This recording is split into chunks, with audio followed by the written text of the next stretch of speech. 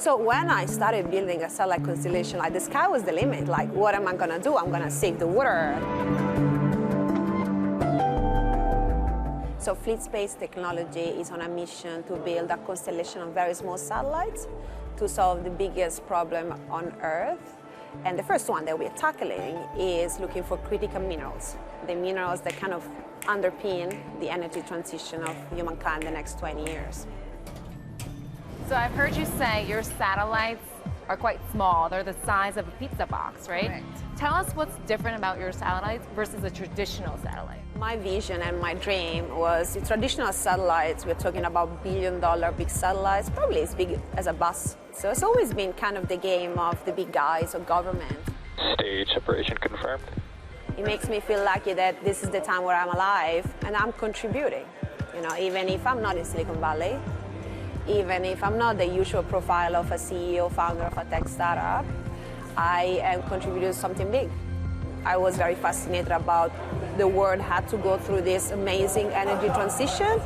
Solar panels, electric car, electrification of the grids. It's a big, big change for humankind and needed change for climate change.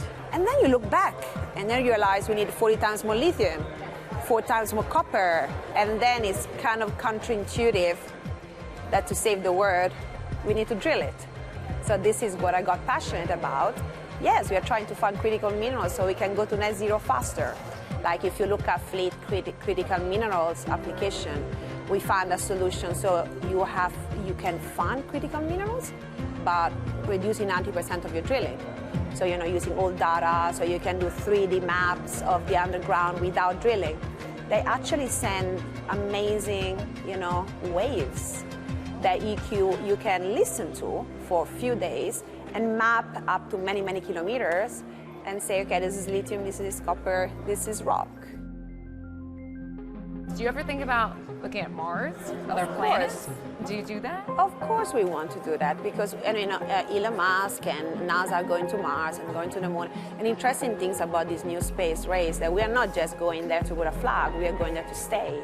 So when you want to have people living on other planets, what do you need? You need food, water, energy, right? You need the basic.